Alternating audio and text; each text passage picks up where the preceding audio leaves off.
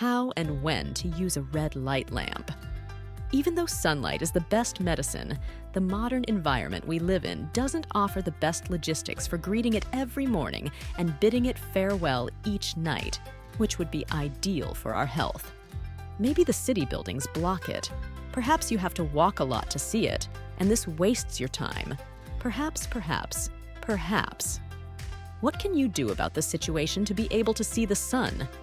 To a modern problem, not having more accessible sunlight plus infrared light, we've applied a modern solution, buying a lamp and panel to have red light sessions for the therapeutic benefits it offers.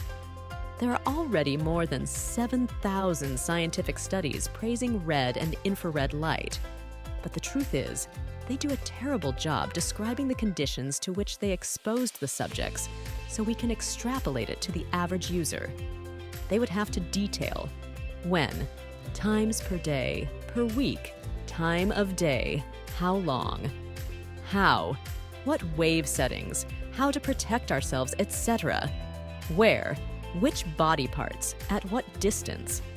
Since the red light lamp industry has started to gain momentum because of the proven benefits, we're sure this will help not only to make prices increasingly competitive, but also to make the evidence more detailed so we can extrapolate the use to the average user. When and at what time of the day to use a red light lamp. In all the evidence we've seen with the thousands of studies on red light, these studies don't tell us at what time of day the infrared light therapies were done.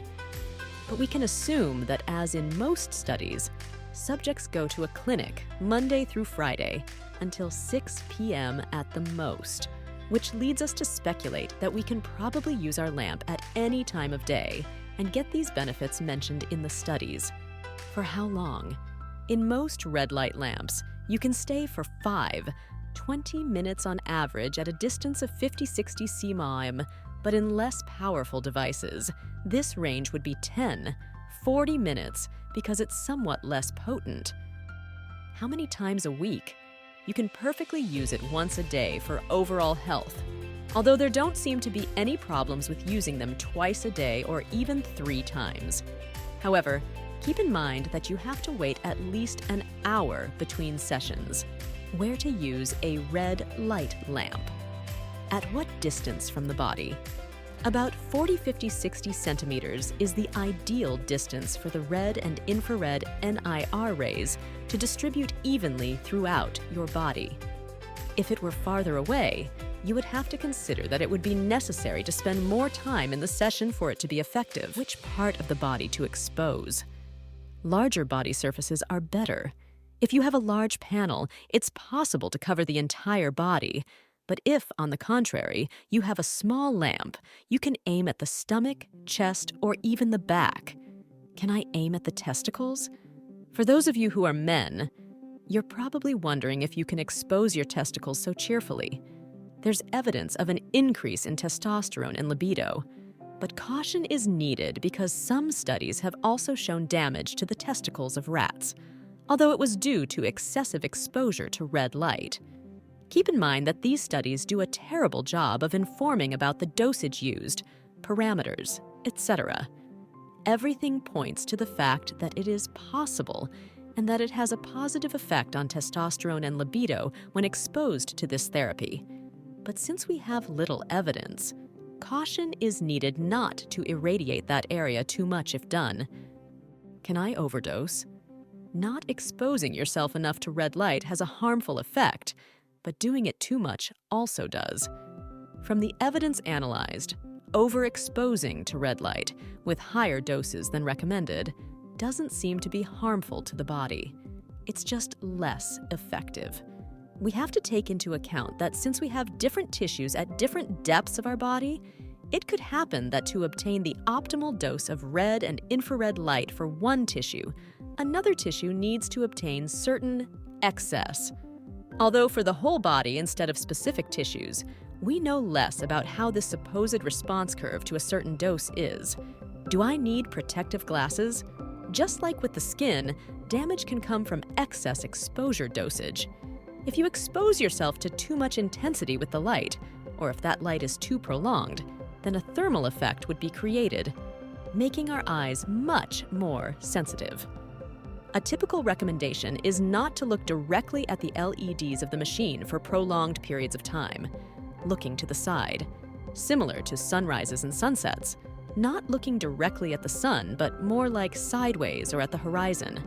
If you close your eyes, much of the light is reflected from your skin, a reflection that can be quite high and that protects you from excessive doses, besides diffusing the light.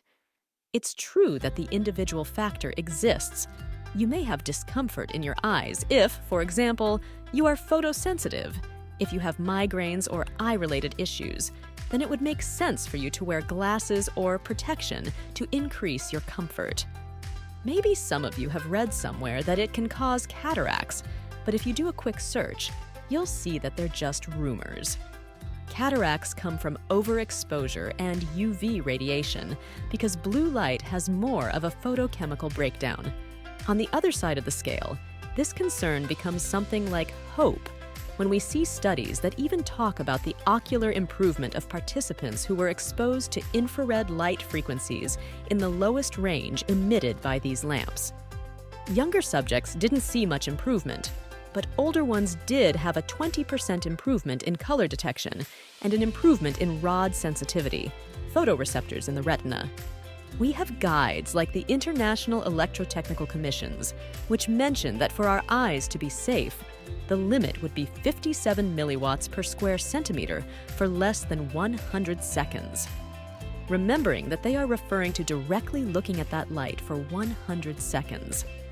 Conclusion: incorporating red light therapy into your daily routine can offer numerous health benefits, even amidst the challenges of modern life that limit our exposure to natural sunlight.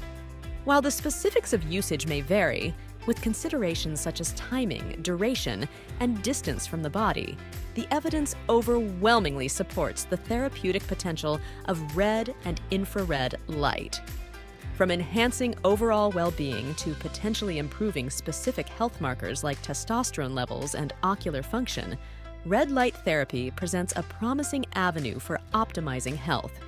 However, it's essential to exercise caution and follow recommended guidelines to avoid overexposure and maximize effectiveness.